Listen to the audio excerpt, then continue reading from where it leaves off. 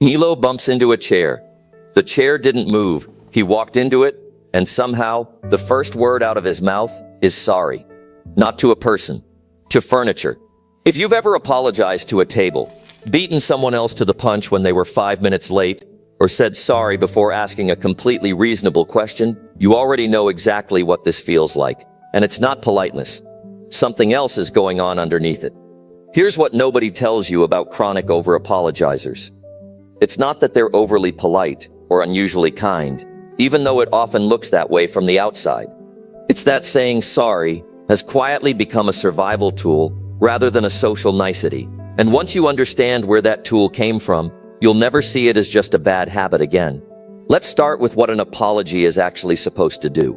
In theory, it repairs a specific harm. You did something, it affected someone. You acknowledge it, balance restored. But for chronic apologizers, the word has drifted completely away from that original job.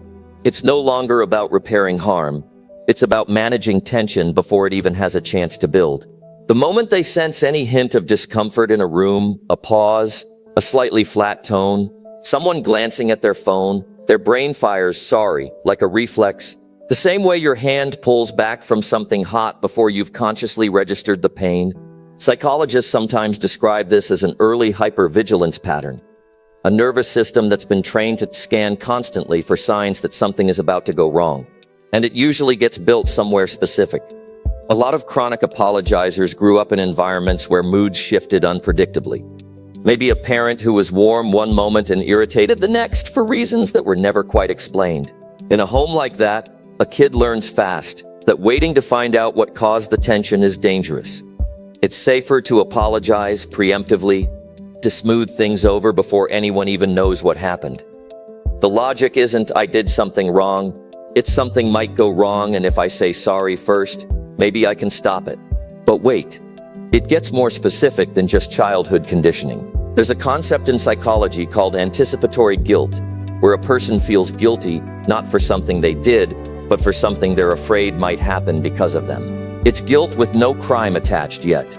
And people who experience this a lot tend to have a very particular relationship with responsibility. They quietly assume that if something feels off, they're probably somehow involved, even when logic says otherwise. Someone's quiet in a meeting. Chronic apologizers don't think maybe they're just tired. They think, did I do something? That's a mind that has learned, somewhere along the way, that taking the blame first feels safer than waiting to find out you're not actually at fault. Here's the part that explains why it's so hard to stop. Even once someone consciously knows they're doing it, apologizing provides a strange kind of instant relief. The second the word leaves your mouth, tension in your body genuinely drops, even if nothing about the situation has actually changed. Psychologists call this negative reinforcement, where a behavior gets repeated not because it produces something good, but because it makes an uncomfortable feeling go away, fast. Which means every time an unnecessary sorry is followed by even a flicker of relief, the brain quietly files it as evidence that apologizing works. Not because it fixed anything externally, but because it fixed the internal alarm bell, at least for a second. There's also something worth saying about language itself here. For a lot of chronic apologizers, sorry doesn't even mean I did something wrong anymore. It's become a filler word, a stand-in for excuse me, I have a request. Or even just, I exist in your space right now. Sorry to bother you, but can I ask something? Sorry, can I get past you? The word has been stretched so far from its original meaning that it's basically become a social softener, a way of asking permission to take up room at all. And that reveals something quieter and a little more uncomfortable underneath the habit. A sense that their needs, their presence, their simple existence in a shared space might be an inconvenience unless they cushion it first. This connects to something researchers call low entitlement to space, a subtle belief that other people's comfort automatically outranks your own.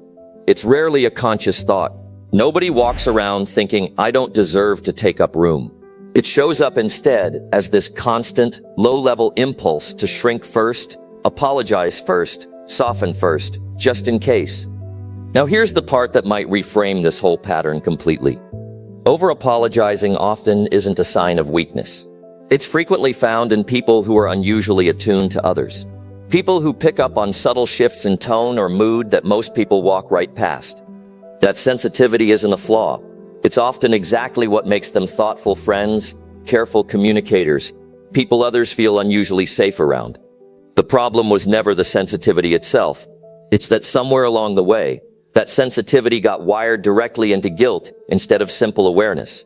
Real repair only means something when it's attached to an actual action. An apology for something you didn't do doesn't build trust. It just quietly teaches your own brain that you're often the problem, even when the evidence says otherwise. Learning to pause to ask, did I actually do something here? Or am I just uncomfortable with tension? Starts to separate those two things that got fused together a long time ago. If you've ever caught yourself apologizing to an inanimate object, hit subscribe.